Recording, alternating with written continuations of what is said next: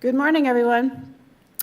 Before I introduce Peter Gray, I just wanted to let you know that we're going to have a shortened break from what is in the brochure. So right after Peter's talk, we'll just take a super quick break, and then we'll come back for the next talk. Professor Peter Gray joined the faculty of Boston College in 1972, and he's the author of Psychology, an introductory textbook, now in its 6th edition. His past research had to do with basic mammalian motivational mechanisms, and his present research has to do with children's play and its educational value. Peter has published in a variety of fields, including behavioral biology, developmental psychology, education, evolutionary psychology, and anthropology. So please join me in welcoming Peter Gray.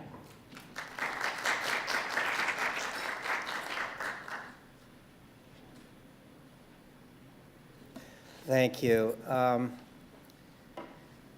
So my talk's title is The Role of Play in the Development of Social and Emotional Competence, Hunter-Gatherers, 1950s America and Now. The thesis of my talk is that play, and by which I mean free play, not play directed by adults, but play directed by children themselves, is essential to children's healthy psychological development. And I'm going to develop that thesis first by talking about play in hunter-gatherer cultures as best as I can understand it from what I've read and heard and learned from anthropologists who've lived in hunter-gatherer cultures. And then I'm going to talk historically about the decline of play over the last half century in the United States and the accompanying dramatic increase in psychopathology among children over the last half century in the United States. And I'm going to argue that these two trends, more than trends, these two dramatic changes are causally related to one another, that the decline of play, or more generally, the decline of children's freedom, is the cause of the huge increase in childhood psychopathology that we have seen over the last half century. Now, so I begin. There is a handout. Does everybody have a copy of the handout? Has that been distributed? The front page of the handout shows the outline of my talk, and the back page gives, it doesn't look like everybody's got it. Is it coming around?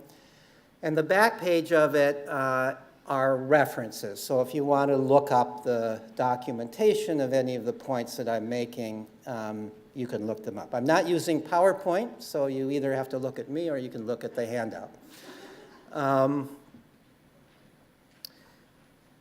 So I must confess at the outset that I've never lived in a hunter-gatherer culture. I've never observed hunter-gatherers directly, unlike Barry Hewlett and Adam Boyett, who have and who talked about the Aka yesterday.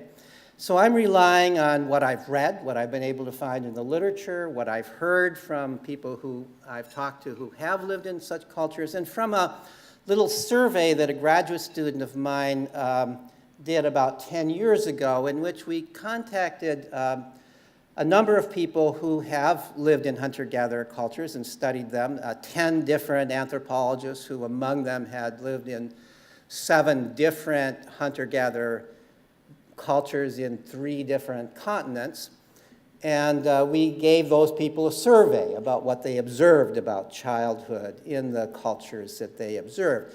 There's been, I should say right at the outset, until Adam's work, there's been almost no real study of childhood in hunter-gatherer cultures. Anthropologists, for some reason, tend to ignore children. They're interested in adults, if they're interested in puberty rights, they're interested in all kinds of things. But I think what happens, and I've even seen this sometimes in the literature, is the children just look like children. You know, they're just playing. They're not doing anything exotic. They're just playing, and so you're not particularly interested in the children.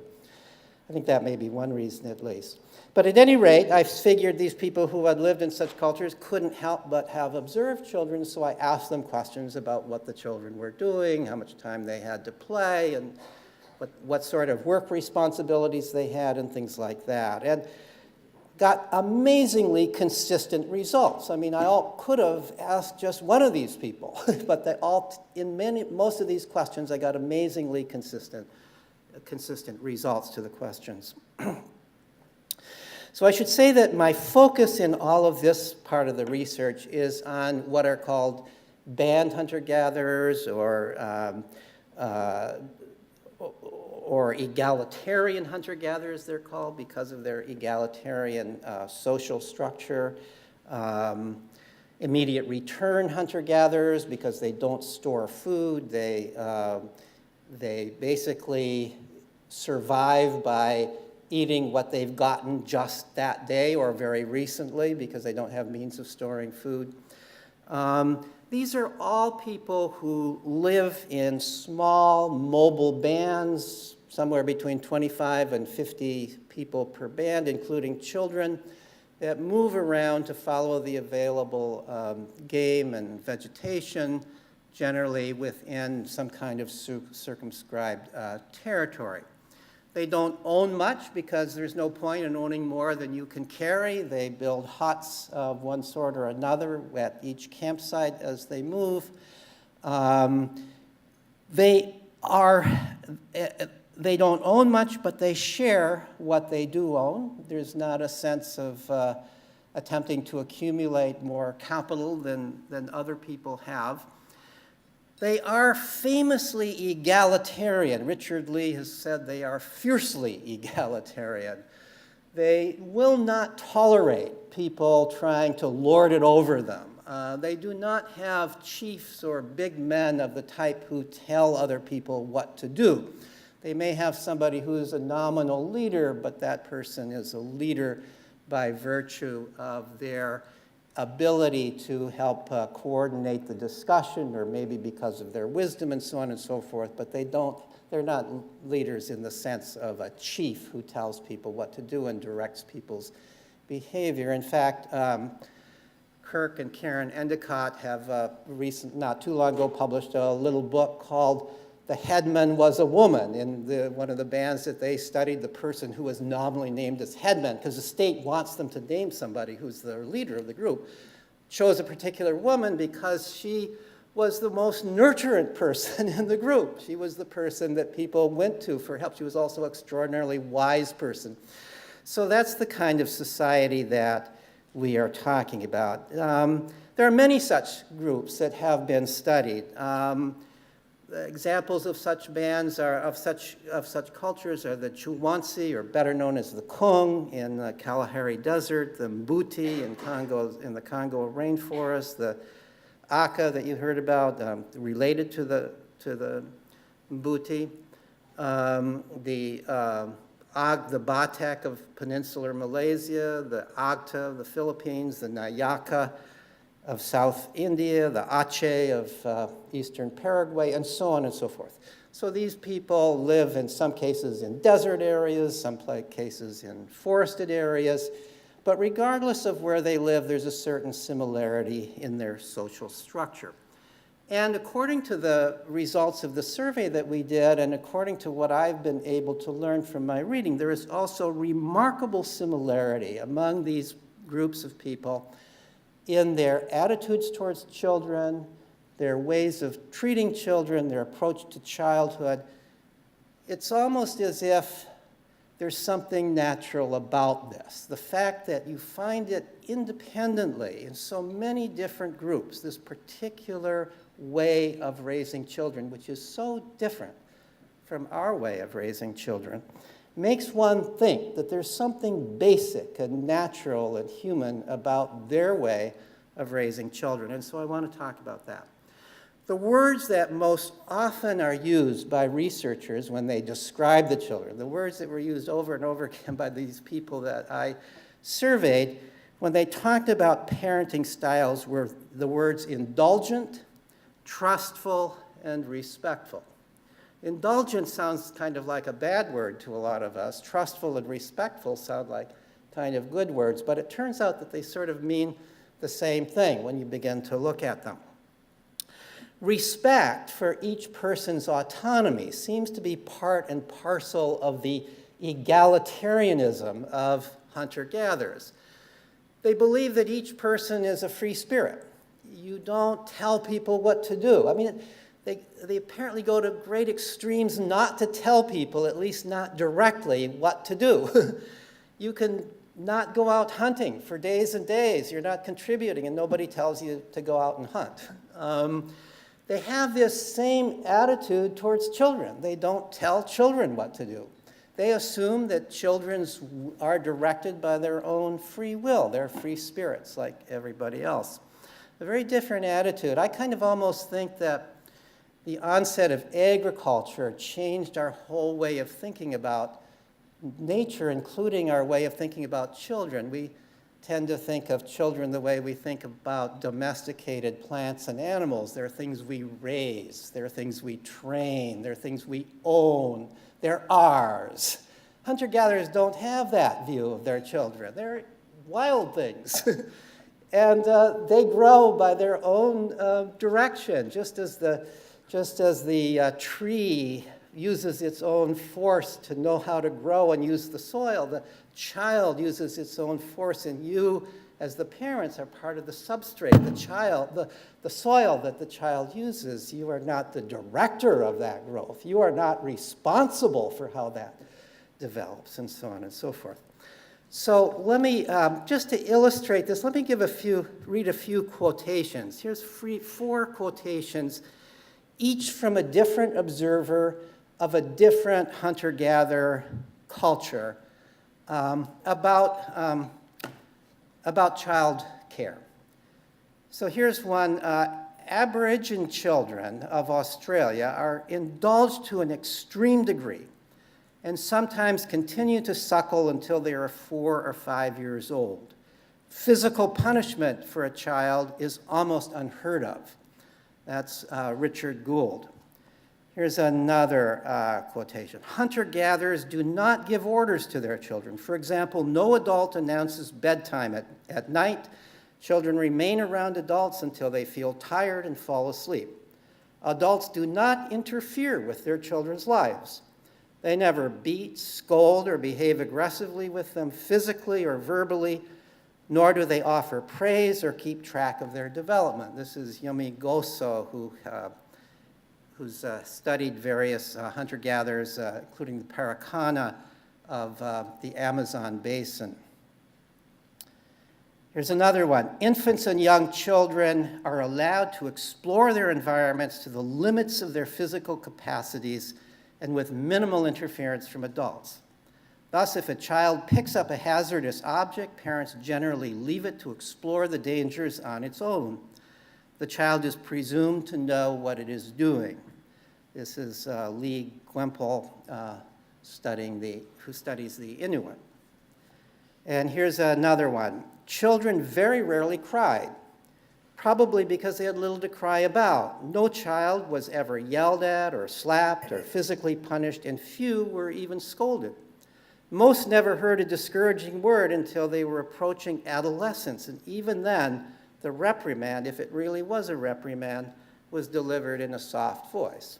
This is Elizabeth Marshall Thomas, who was one of the first to observe the Kung, or as she calls them, the Chuansi, way back in the 1950s, before there were so many other anthropologists observing them and studying them and possibly in one way or another interfering with their way of life. Thomas went on to write, "We are sometimes told that children who are treated so kindly become spoiled. But this is because those who hold that opinion have no idea how successful such measures can be. Free from frustration or anxiety, sunny and cooperative, the children were every parent's dream. No culture can ever have raised better, more intelligent, more likable, more confident children." I don't know if Elizabeth Marshall Thomas is exaggerating there or not. But I do know that I have heard similar comments from other people who've studied, other anthropologists, who've studied, observed children in other cultures. They remark about how psychologically healthy the children are, how confident they are, how willful they are, but yet not badly behaved. not brats, not spoiled in the sense that we think of as spoiled. So one of my questions in this survey was, how much time did the children in the culture that you observed have for play? And the basic response of all 10 of the people that we surveyed was they basically had all the time free to play. That very little is expected of children, and even of teenagers, even up to the mid-teens. One person said, a girl might be 14 or 15 years old and married, but she's still regarded as a girl if she doesn't have a child yet, and she's still playing. She's playing with the other kids. So here's a few brief quotations. These are from the people that we surveyed. Both boys and girls had almost every day free to play. This was Alan Brainerd concerning the Nehru of Southern Africa. Children were free to play nearly all the time. No one expected children to do serious work until they were in their late teens. This was Karen Endicott concerning the Batak. Boys were free to play nearly all the time until age 15 to 17. For girls, most of the day in between a few errands and some babysitting was spent in play. This is Robert Bailey concerning the FA. In general, in these cultures, children stay around their mothers or the other adults close by until about the age of 4. And then they may go running off with other kids in age-mixed groups of other kids, sometimes away, although the little kids tend to stay fairly close to camp and fairly close to adults. The adults have the belief that at age 4, you've reached the age of common sense. You no longer need to be close to your mom all the time. You no longer need to be observed and watched and minded all the time. You have common sense. You're not going to go wandering off into the jungle all by yourself and get eaten up by a predator. You're going to have enough sense to stay around the other kids. And the play is age mixed, so the older kids are looking out for the younger kids, and so on. The kids after age 4 are not just tagging along with their moms all the time. They're independent. So that play is age mixed, and by age mixed, I mean really age mixed. Even if the kids wanted to play just with kids within a year or two of their own age, the kind of play that we think of as normal play with your peers, the people who are within a year or two of your age, even if they wanted to do that, they couldn't because there aren't many kids their own age. They might only have 1 or 2 other kids their own age, and maybe none. So they're playing in groups at maybe age 4 to 11, or maybe age 9 to 16. Large differences in age. One of my focuses of study, not in hunter-gatherer groups, but in the United States, has been on the differences between age-mixed play and same-age play, and I think they are very, very different. Same-age play tends to engender competition. If you and I are the same age, and especially if we go to a school that's all the time comparing us, and especially if we live in a culture where we're constantly being put into competitions, if you and I are the same age, we kind of want to prove ourselves, one of us better than the other at whatever we're playing at, and so we play competitively. But if you and I are very different in age, there's no point in playing competitively. I get no pleasure if I'm a 16 years old and 6 feet tall in beating an 8-year-old at a game of basketball or at a game of chess or whatever it is we're playing. So we play with a different purpose and a different strategy. We play in a way that is going to be fun and challenging for both of us. I handicap myself in certain ways. I help the little kid in certain ways, and so on and so forth. We make it an interesting game, but competition, there may be pseudo-competition in our country because we have so many games where you keep scores, but it's not real competition. Nobody really cares in the end who wins. So the very fact that it's age mixed means that the play is nurturant, it's cooperative, it's not competitive.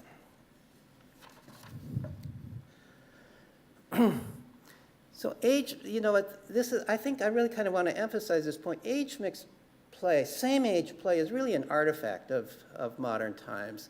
It really didn't exist much. And until schools. And even in the 1950s, when I was a kid, most of our play was age mixed. We weren't segregated out playing with others in adult-directed sports. We were just out playing with whoever were the neighborhood kids, and they tended to be groups of kids of different ages, and that's the way we play. That's the way kids have always played. But now kids are almost always in age-segregated conditions, and I think that distorts play. I think that same-age play is not real play, is often not real play in the sense that it has, in the sense that it doesn't have the same opportunities for learning and nurturance that occur in mixed-age play.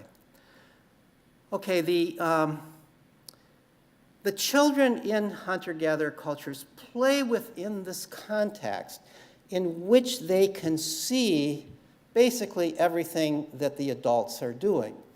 So they incorporate what the adult activities are into their play. Hunter-gatherer adults, part of the reason I'm sure that hunter-gatherer adults allow their kids so much time to play is, as I've said before, they just believe people are free spirits. It's not appropriate to tell people what to do. But part of the reason, I suspect, is because they understand that the children are educating themselves through play.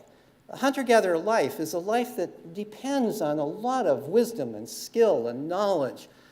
Farmer kids can contribute to the economy by doing the sort of menial chores that are involved in farming and herding and so on and so forth. They can weed and plow and mind the flocks and so on and so forth, but they can't really hunt, not the way that hunter-gatherers hunt. That requires a lot of skill. They can't track animals. That requires a lot of skill.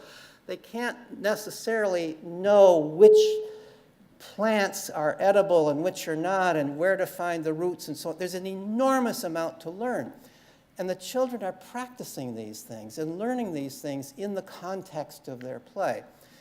You know, more than 100 years ago, the German philosopher and naturalist Karl Gruss wrote a book on the play of man. It followed his book called The Play of Animals, in which he said that, in the book on the play of animals, he said that, you know, animals play at the things that are hard for them. So predators play at predation, prey animals play at dodging and fleeing and getting away from predators.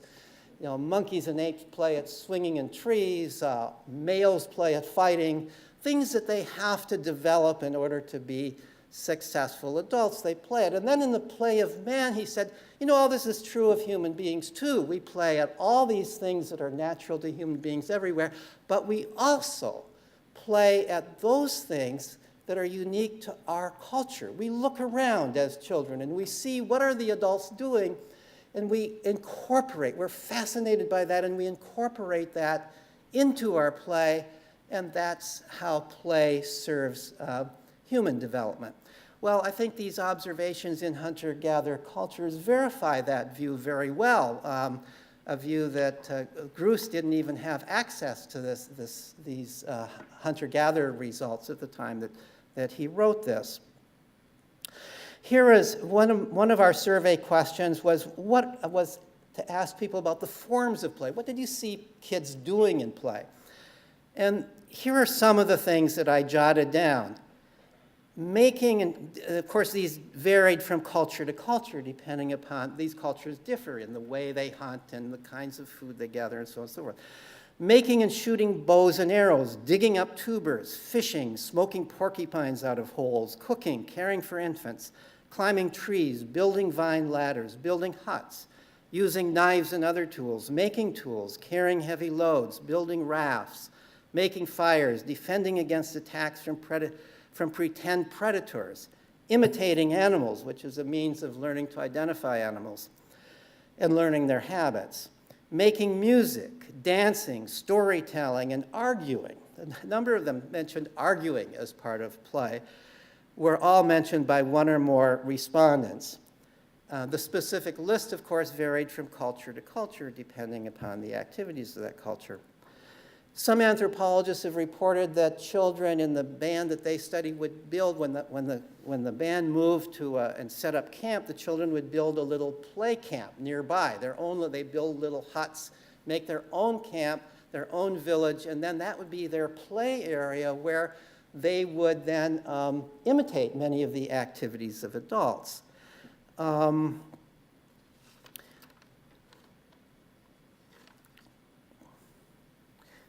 Okay, so now, now I want to turn, I want to attend not so much to the subsistence and artistic skills that children are learning through play, but I want to talk a little bit about this is sort of my speculation in a way, the idea that children are acquiring the social and emotional skills that are required of being a hunter-gatherer adult through their play. I think it's no coincidence that the very characteristics that we talk about as being typical of hunter-gatherer cultures are exactly the characteristics that I am arguing are typical of social play.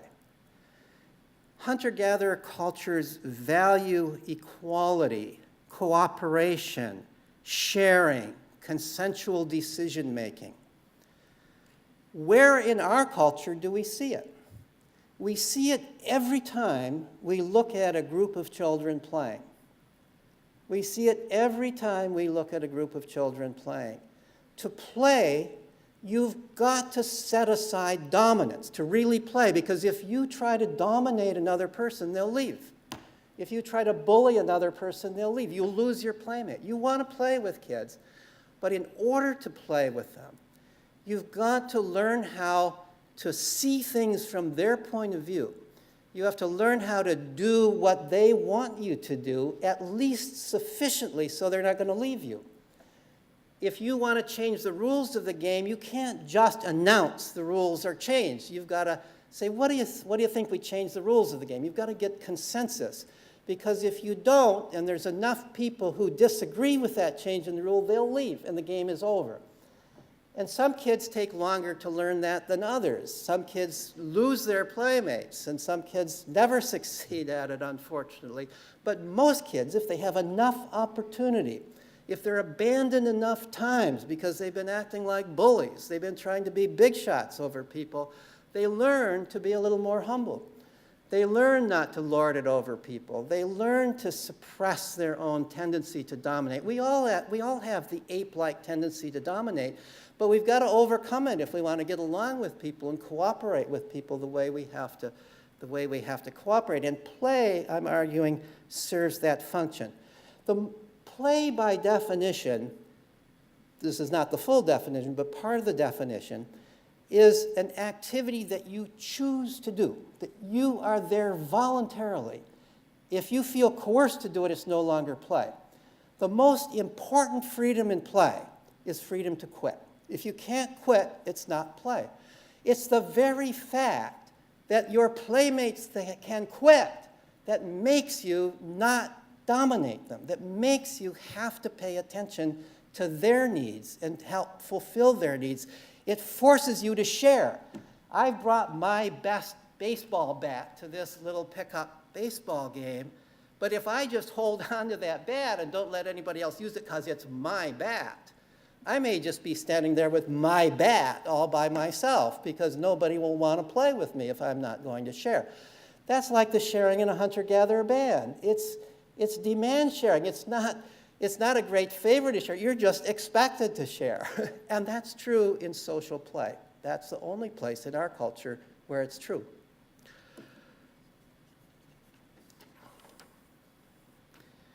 So play is by nature cooperative.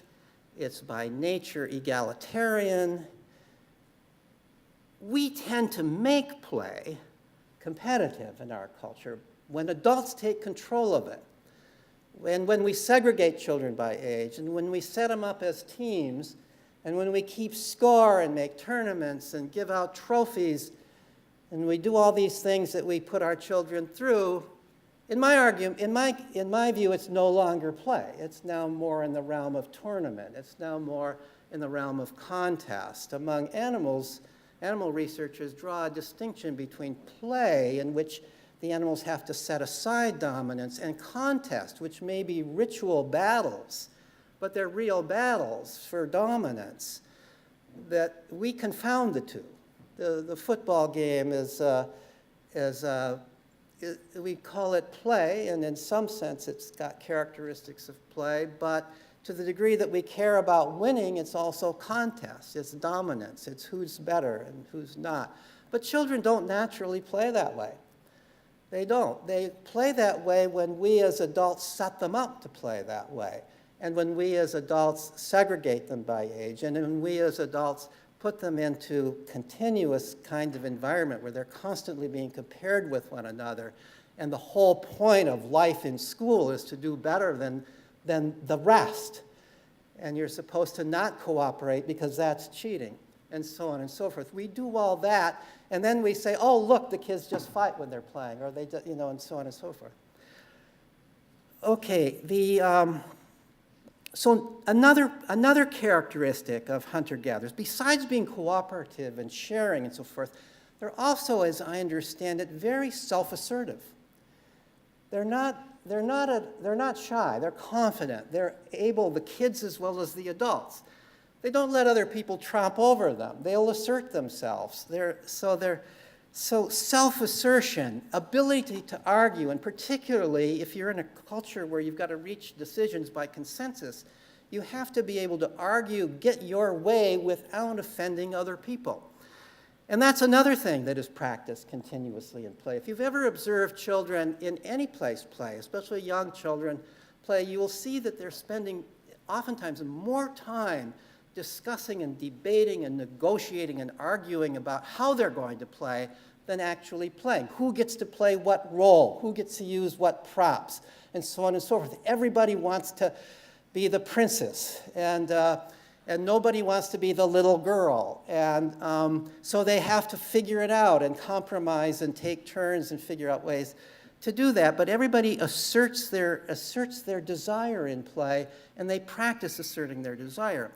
Moreover, according to some people who've studied hunter-gatherer cultures, even in a more obvious way than that, children are practicing argument in their play. And here's a quotation. Colin Turnbull is always a wonderful person to quote. Here's a quotation from him about an observation he made of children aged 9 and up who were he said that they would regularly imitate the arguments that they had heard at camp the night before in their playgroup. And so here's a quotation. It may start through imitation of a real dispute the children witnessed in the main camp, perhaps the night before. They all take roles and imitate the adults.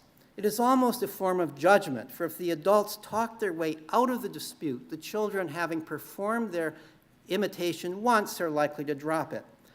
If the children detected any room for improvement, however, they will explore that, and if the adult argument was inept and everybody went to sleep that night in a bad temper, then the children try and show that they can do better. And if they cannot, then they revert to ridicule, which they play out until they are all rolling on the ground in near hysterics. That happens to be the way many of the most potentially violent and dangerous disputes are settled in adult life. So far I've been talking about the social skills that are developed in play. Let me now turn to the emotional skills, and particularly to the ability to control yourself, to not allow yourself to have tantrums, to not behave impulsively, but behave in a controlled sort of way. By all accounts, at least the accounts that I have read, the children in hunter-gatherer cultures are remarkably self-controlled. They are willful, they are self-expressive, but they are self-controlled. Elizabeth Marshall Thomas gives a great example of this. Maybe it's an extreme example, but she, as a way of illustrating the self-control of these children, told the following apparent true story, according to her, from her observations in the Chauncey. She was describing a case in which an 11-year-old girl had been venturing some distance from camp and had stepped onto a steel trap that had been set by a wild biologist for a hyena. And the trap went through her foot, and the trap was secured to the ground in such a way that she couldn't move it, she couldn't sit down, all she could do was stand on her other foot. She stood on her other foot apparently for hours without whimpering, without crying, without hollering out, because she knew that if she did, she would attract hyenas. And there's nothing that hungry hyenas would want more than a trapped little girl. So she stood there until eventually her uncle, who was hunting or exploring in the neighborhood, happened to see her and came over to see what was the matter. He couldn't get her out of the trap, so he went back to camp and brought people, including apparently Elizabeth Marshall Thomas and her family who was there observing, to help get her out of the trap and treat her. And here's what Thomas says about this experience. I will always remember her calmness as we brought her to the encampment and dressed the wound. She had been alone, helpless, and in pain for many hours in a place frequented by hyenas. Yet she acted as if nothing had happened, nothing at all. Instead, she chatted with other people about this and that in an offhand manner. To me, such composure in such circumstances did not seem possible, and I remember wondering if their nervous systems were the same as ours. But of course, their nervous systems were the same as ours. It was their self-control that was superior. You can say things that are wrong. You can say that things are wrong, but you cannot show it. Your body language must suggest that everything is fine. And I've read elsewhere too, this I'm sure is an extreme case, but I've read elsewhere too about the degree to which children and adults in hunter-gatherer cultures are able to, they're able to withstand what to us would be almost torture: bug bites, festering sores, terribly hot temperatures, and so on and so on, and not be complaining, be cheerful about it, not somehow be suffering as a result of all of this. So how do children develop such self-control? I think, I've never heard this idea expressed before, but I think it's no coincidence that the very culture in which children have the most opportunity to play is also the culture in which children have the most self-control. Because play, in addition to being a continuous exercise in getting along with other people, is also a continuous exercise in self-control. This was a point made long ago by the Russian psychologist Lev Vygotsky, who argued that all play, even the most wild-looking play, has rules. And that what differentiates play from non-play for children is that in play, you have to control your behavior according to the rules. So, for example, if you are pretending in our culture that you are a superhero, or perhaps in hunter-gatherer culture that you are a great hunter, and you fall down and hurt yourself, and you believe, however, that superheroes don't cry and that great hunters don't cry, then you don't cry when you fall down and hurt yourself. If you are playing that you are a hyena running around and preying upon something, you have to run around on all fours, even though it's very uncomfortable to run around on all fours, but you do it because you are playing. You have to keep in that role. If you don't keep in that role, the other kids will remind you. You have to play your role. You can't run around on 2 feet if you're a hyena. So you're continuously in play, having to control your behavior and abide by rules. It's no coincidence to me that as children in our culture play less and less, we have more and more ADHD. We have less and less ability to control our impulses. We have less and less ability to follow rules because the mechanism by which children learn to follow rules is through play. That's the natural. Play evolved to serve so many different functions.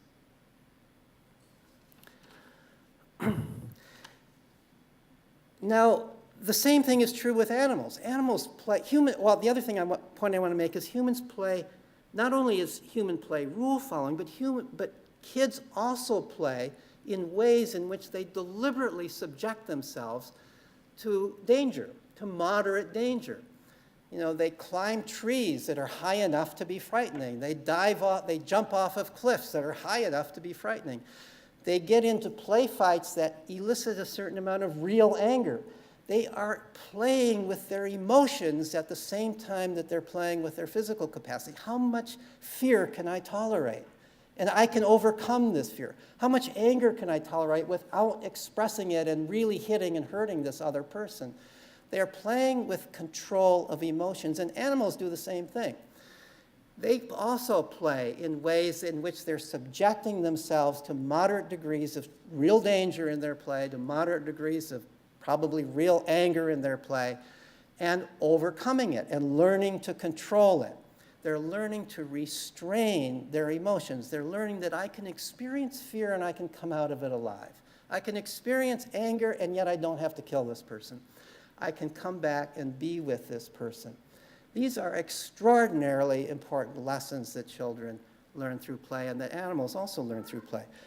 One of the major theories of play among animal behaviorists is the emotion regulation theory of play, and it comes largely from studies of play deprivation. If you deprive rhesus monkeys of the opportunity to play, they become young adults who can't control their emotions. They get overly frightened when you put them in a frightening situation.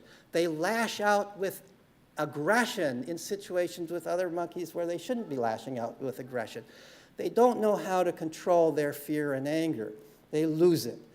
Similarly with rats, the same thing. You deprive rats of opportunity to play. And with rats, you can do it in a very controlled way. In fact, this is a little bit of a digression, but one way to deprive rats of play without depriving them of social experience is that you allow the young rats, there's about a 2 or 3 week critical period of play for a young rat. You allow them to interact with other young rats that have been treated with an amphetamine, the same drug, by the way, that we give to treat ADHD.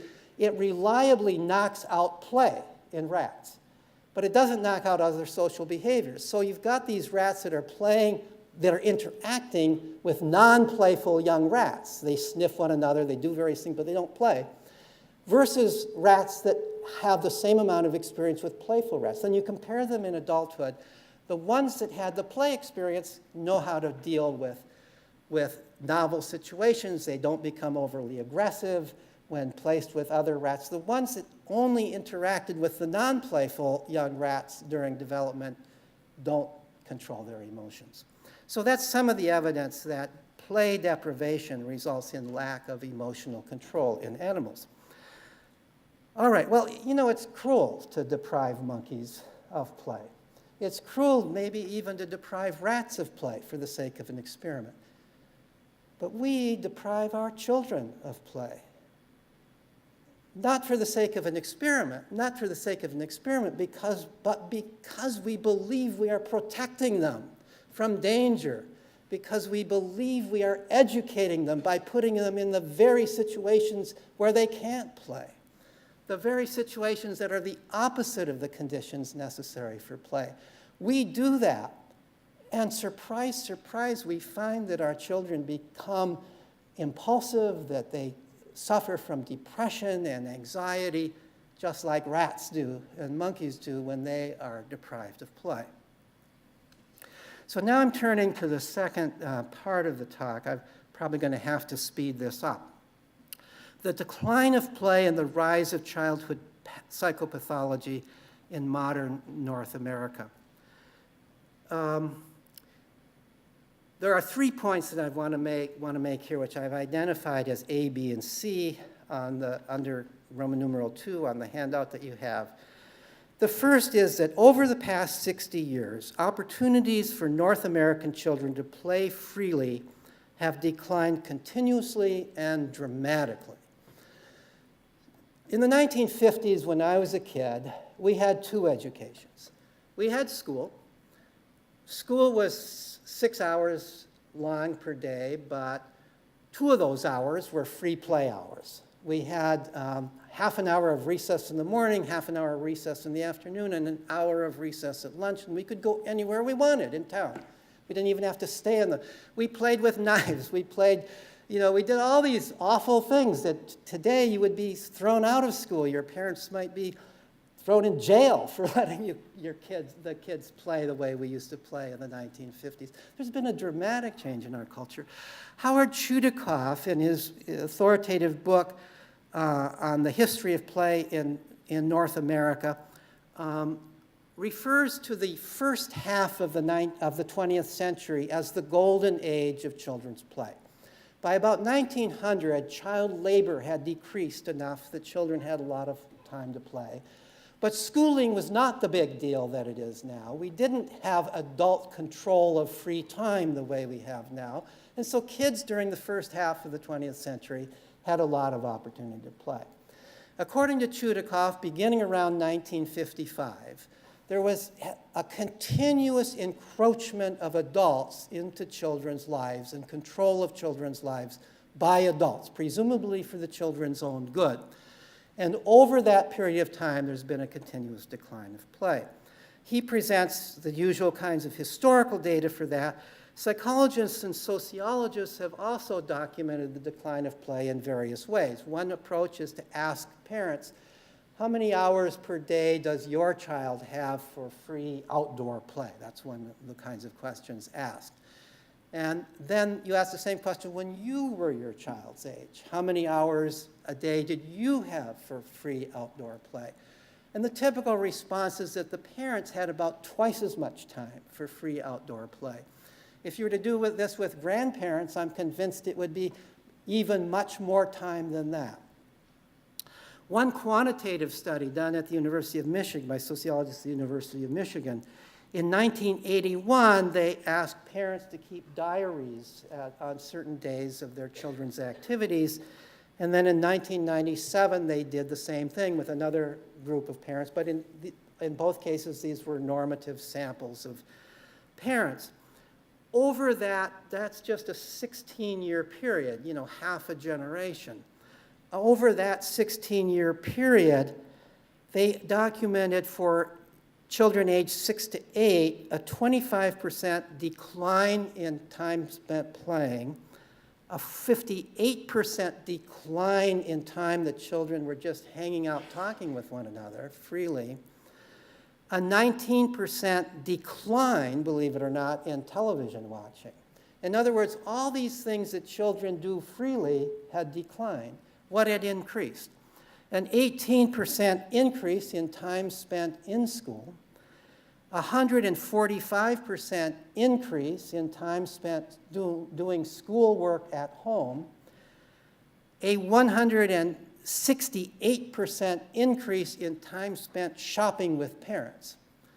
So we've replaced, over time, children's free time with other kids to play with children doing things under adult direction and with quality time with mom going shopping or whatever else the mom is dragging you along to do. So during this same period that there's been a dramatic decline in play, there has been a dramatic increase in psychopathology in children. And this is not just that we are seeing it where we didn't see it before, where we weren't looking for it before. It's not just that we are diagnosing it now and we didn't diagnose it then. There are certain unchanged measures which have been used for decades now that have been given to normative samples of children in schools and in colleges over the years.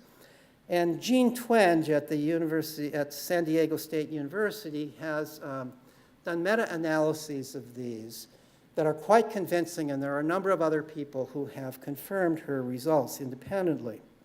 So, for example, the MMPI, the Minnesota Multiphasic Personality Inventory, has been given to college students since 1938, and a version for adolescents has been given to high school students since 1951. And so you can compare the results in these meta-analyses, and you can do all sorts of controls to be sure that it's not, you're not sampling a different set of the population, and so on and so forth. Another test that's been used is Taylor's Manifest Anxiety Scale. This has been used to assess anxiety levels in college students, and there's a version for kids that has been used with elementary school students aged 9 through 11. And it's been used since 1956 rather. Another of these questionnaires that has been used repeatedly over decades is Rotter's internal-external locus of control scale. This assesses the degree to which you feel responsible for your life. You feel in control of your life. You feel that your decisions matter versus the degree to which you feel that you're a victim of circumstances around you. And so that's been used. That's been used with children as well as college students ever since the early 1960s when it was developed. The results of these analyses over time show that there has been on all of these measures a dramatic increase in childhood psychopathology. So for example, on the MMPI questionnaire, that scale for depression, if you use the cutoff that would be today used as a signal of major depression, clinically diagnosed major depression, if a person scored this high on that scale, there has been an increase of 5 to 8-fold in childhood major depression over the past, since the 1950s. Similarly, using Taylor's Manifest Anxiety Scale and using various anxiety scales that can be extracted from the MMPI, there's been a 5 to 8-fold increase in clinically diagnosable anxiety disorders in children since the 1950s. The drop in sense of self-control has been a full standard deviation since it was given in the beginning in the 1960s. Stated differently, that means that the average child today has less of a feeling of being in control of their lives than 85% of children did back in the 1950s. These are big changes. These are not small changes. These are the example of the kind of changes that somebody was talking about where you don't necessarily see it because it's occurring over time, but accumulated over 60 years, these are huge changes, huge changes. If you don't like questionnaire data, because maybe you think that maybe it's just a difference in how people are responding to questionnaires, here's a cold, hard fact. Suicides have increased in children, in young people between age 15 and 24. There's been a 3-fold increase in the suicide rate since the 1950s. In children under age 15, there's been a 4-fold increase in suicide rates. In children between age 24 and 40, there's only been a slight rise in increase. And for those of us age 40 and over, there's actually been a decrease in suicide since then. It's not just that suicides are increasing in general in the population, they're increasing for children. So of course, correlation does not prove causation. We all know that. That's the first thing we teach our students in introductory psychology classes and sociology classes and so on. But correlation is the first step towards seeking the possibility of causation. And in this case, I think there are logical grounds for thinking that there's a cause-effect relationship. First of all, other possible explanations don't seem to work very well. Twenge herself points out that she's tried to look, is there a correlation with wars? Is there a correlation with recession? Is there a correlation? I mean, wars and recessions make parents unhappy, but they don't seem to make children unhappy, despite the fact that we liberals are always talking about how wars make children unhappy and so on and so forth. That doesn't seem to be so much the case. The decline of play, the loss of real opportunity to do the things that matter to you, that makes children unhappy. There are studies showing that Csikszentmihalyi and his colleague Hunter have done studies of using their beeper method to say, when are children the happiest? When they're most unhappy in school. They're less happy in school than any other situation. They're most happy when they're playing with other kids and when they're talking with other kids. They're somewhere in the middle when they're with their parents or when they're playing video games by themselves or watching TV by themselves. It's unquestionable that children are unhappy in school, and yet we increasingly put them in more and more school, and we think that's how we're going to improve our society. these questionnaire data become, let me make also these questionnaire data more real by giving you some examples of specific questions. Cassandra Newsom, one of the people who's replicated Twenge's work, in one of her papers gives a few examples of specific questions. And she points out that there were a large normative study of this questionnaire done in 1948 and again in 1989. So these are reasonable comparisons, 41 years difference in the time in which these questions were asked. Here's one question. I wake up fresh and rested most mornings. And these are kids aged 14 to 16 answering the question. I wake up fresh and rested most mornings. In 1948, 75% of the kids said yes to that.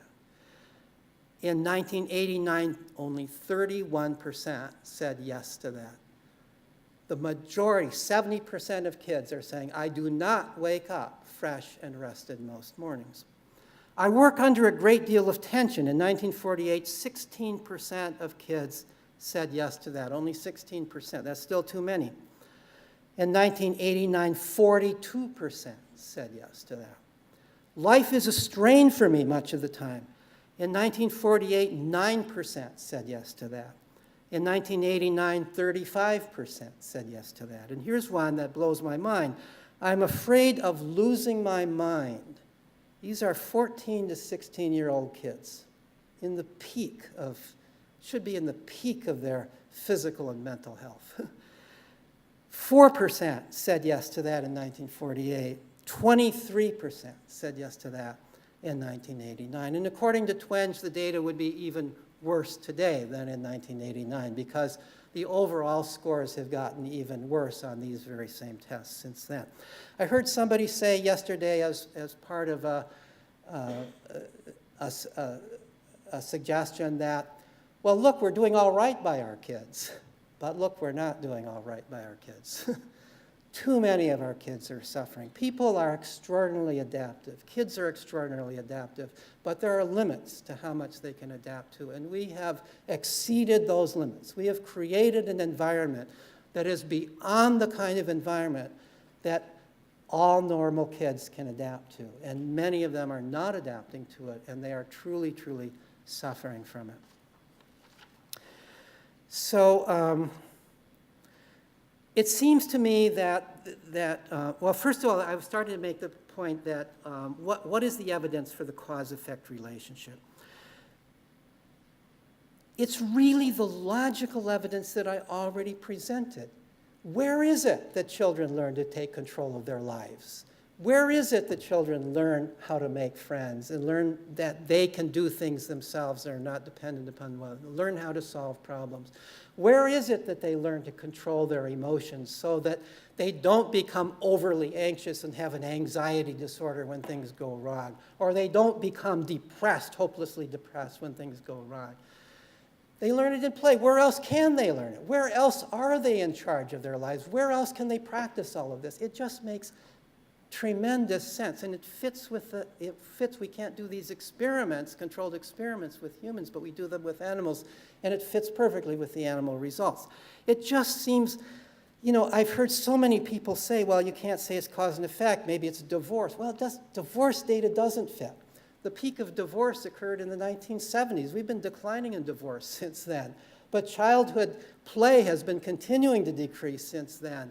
And so has childhood pathology been continuing to increase since then, at least as fast a rate as before. It doesn't correlate with divorce. It doesn't correlate with any of these other things that we can talk about. Jean Twenge herself points out that children today are more depressed and anxious than were children during the Great Depression, than were children during World War II, than were children during the Cold War, than were children during the disruptive 1960s and 70s when we had presidents being murdered and we had all these kinds of things going on there, that things are continuing to get worse and worse for children at the same time that the President of the United States and everybody else in power is saying that children should be spending more time in school, more time under adult control, less time free to learn how to work things out for themselves.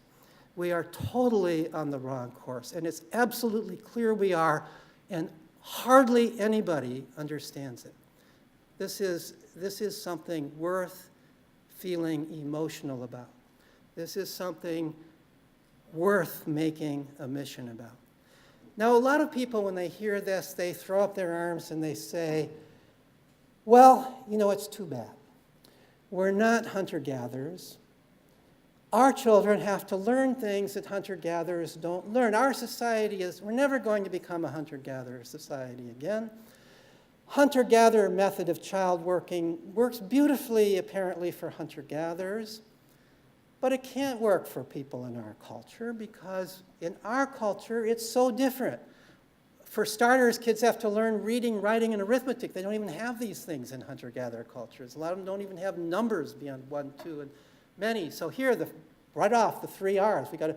Maybe the kids can learn hunting and gathering and emotional regulation, all that, but they're not going to learn the 3 R's just by playing and on their own. I can tell you differently. I have seen many, many children, perfectly normal children, learn the 3 R's just by playing. In hunter-gatherer cultures, kids play with bows and arrows and nets, and they play with digging sticks and so on and so forth. In our culture, it's a literate culture. If they're surrounded by literate people who read and do numbers, they play with numbers. They play with reading. They learn numbers, and so on and so forth. I have been part of the reason that I am so upset by the way we do things and the way our politicians and the way our pundits and the way our professors of education talk about the hope for the future is because I know there's an alternative. I have been for many, many years observing and doing research at a radically different kind of school. It's really, this word school shouldn't even be used for it. It's a radically different kind of unschool. The Sudbury Valley School in Framingham, Massachusetts, has been around for 45 years. It's got hundreds of graduates. It didn't set off to replicate the conditions of a hunter-gatherer band for learning, but it essentially does. This is a setting in which there are children from age 4, because age 4 is regarded as the age in which children have common sense and responsibility and control themselves. Age 4 on through high school age. The kids are there in this setting. They have a big campus. There's a pond. There's a forest nearby.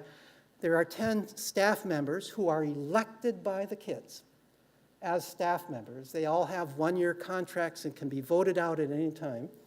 They run the school through the school meeting, so it's a democratic organization, and they have no rules about what you have to learn or what you have to study. They have no tests. There's no testing that goes there. The adults don't give the kids any curriculum. They're just like Yomi Goso says the adults are in hunter-gatherer bands. It's up to the kids. It's the kids' responsibility, what they want to learn and what they want to do. Most people, if they heard about this school as a theoretical idea, would say it couldn't work. I mean, this is crazy. Not in our culture. Nobody's going to learn to read. Nobody's going to learn to write. Yet my first study of the school was a study of the graduates. And it convinced me absolutely the school works. Everybody learns to read. Everybody learns to write at different ages, but they learn it. And not only do they learn it, but they love it.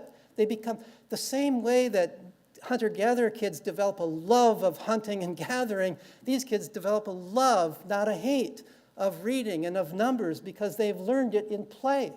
Because they see this is something that's fun. This is something you do in our culture, and they learn it in play. They also practice various kinds of things. They discover what they're good at. They learn their passions, and they go on and follow those pursuits. Now, this school has been before us for 45 years. It's not a theoretical entity. Every education professor in this country should know about this school, but hardly any of them ever mention it. They ignore it. They deliberately ignore it. They don't know what to do with it. As a culture, we blind our eyes to the fact that we know that there's an alternative, that we don't have to force kids not to play. We don't have to control their lives. In our culture, those instincts that children have to play and explore and learn and figure out what adults do and become adults themselves, they work just as well in our culture as they do in a hunter-gatherer culture if we provide the conditions in which they can work. And what are those conditions? I'll just be very brief and summarize them. They're the same conditions, I'm arguing, that exist in the hunter-gatherer band. One is you have to have time and space to play and explore. You have to have lots of time, indefinite amounts of time. You have to be able to get bored and then overcome boredom. You have to have free age mixing. The kids are learning from other kids. Little kids aren't much interested in adults, but they're much interested in the kids who are a little older than themselves, and they want to do the things that they would do. At Sudbury Valley, the 5-year-olds see that the 8-year-olds, 7 and 8-year-olds are reading and talking about books and love books, so they want to read and talk about books. And they also learn to read by interacting with the kids around computer games, all sorts of things that involve reading, where they're playing with kids who know how to read. Just like little kids learn to hunt and gather by playing with kids who already know how to shoot bows and arrows, little kids are learning to read by playing with kids who know how to read, and they just pick it up. Nowadays, of course, they're learning to read and write much younger than they used to because the written word has become a mode of communication. Everybody's texting, everybody's reading. It's more than ever, children are just learning to read and write through play. There's no necessity at all to give classes in reading at Sudbury Valley, where the kids are just picking up through play. There has never been a child graduated from Sudbury Valley without knowing how to read and write. In my initial study of the graduates, there were 2 kids who came to the school unable to read because they had been diagnosed as dyslexic. They both, as it turns out, had come at age 15, passed along, unable to read. Both of them learned to read within a few months of being at the school. And when I asked them why, they said it's because for the first time in their life, nobody cared if they could read. Nobody was pushing them to read. They didn't have to be nervous about it. People would just say, oh, that's cool, you know. But of course, everybody knows in our culture there's some value in knowing how to read. And they didn't need to be motivated to read. They needed to have some of the pressure taken off about reading.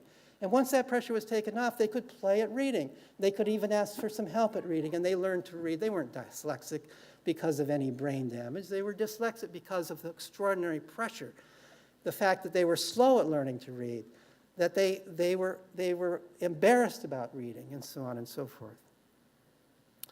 So free time and place to play and explore, free age mixing, access to a variety of knowledgeable and caring adults. The kids at Sudbury Valley, there are 10 adult staff members, all have different personalities, just like the adults in the hunter-gatherer band have different personalities. You go to different adults for different purposes. You know, Joni has a nice lap to sit on if you need to sit on a lap. So do a lot of the teenage kids, by the way. Somebody else is the person you would want to talk to. Danny's the person you want to talk to if you're really working on some problem in higher mathematics for whatever reason you're interested in it and you've gotten stuck. And you know he's pretty good at that and could help you with that. And so is good if, you know. So it's up to the kids what adults they want to go to. And they are very good at knowing which ones are useful. And they are also very good at hiring and firing the staff because they know who's helpful to them. They don't, you know, people think, well, they would just hire people who give them candy or they would vote the whole school budget for it. They don't. When kids are given responsibility, they take responsibility. Success, access to a variety of knowledgeable and caring adults. The 4th point, access to equipment and freedom to play with that equipment. Playing with it is the key thing. Just being able to play with computers. Of course, children, we all know children learn computers through play. They learn them much faster than adults do. But all the tools, including the books, are play objects for these kids. They play at, there's kitchen equipment, there's woodworking equipment, there's various kinds of things, tools that are valuable to our culture, and the kids can play with them. Immersion in a moral, democratic community. This is not Lord of the Flies. This is not a bunch of kids dumped into the wilderness and they have to figure out how to. These are kids entering into an ongoing culture of the school. The school has rules that have been developed through the democratic process. The school has a system of abiding by rules. The school has a set of moral beliefs and so on that the kids become enculturated into. And here's a point that I added. I didn't have this in my original list, but after Barry's talk yesterday, I added it on. It's a consistent, stable community. Unlike a school where you are going, every year you go into a different class with a whole new group of kids that you've got to get used to. Every year is the anxiety of adjustment to that and struggling for dominance or whatever it is you're doing within that classroom. Every year it's a new teacher, somebody new and unpredictable. One teacher might be nice, another one might be mean, and so on and so forth. What's going to happen next year? It's a new environment you're constantly being put into. That's not a good environment for learning. If you're going to learn, you've got to feel secure, you've got to feel comfortable, you've got to feel like you can express yourself, you're not having to prove yourself. At Sudbury Valley, the kids, because they're not going from grade to grade, they're the same adults except for that change that occurs if somebody gets not rehired and a new faculty member comes. The adults are there continuously from year to year. Some kids leave just as some kids die in a hunter-gatherer band. There are some kids who leave the school. Some of your friends leave, new ones come in. But basically, it's a stable environment from year to year. You are growing up in a stable community. You know that your behavior is part of that community, which also tends to make you responsible. If I'm part of this community and I'm going to know these people over the course of a number of years as I'm growing up, I better become friends with them. I better know how to get along with them. I better know how to run this school well because this is my school. I need to be responsible here. If I use drugs here, the school could close down. If I mess up, I'm not only messing up for me, I'm messing up for my whole community. These are the essential ingredients that make this school work, and I would suggest that those are the same essential ingredients that occur in a hunter-gatherer band and make the band work. I've gone over my time, and so I'm ready to stop, and I don't know if we've got some time for questions or not. Yes. Sure. Thank you very much.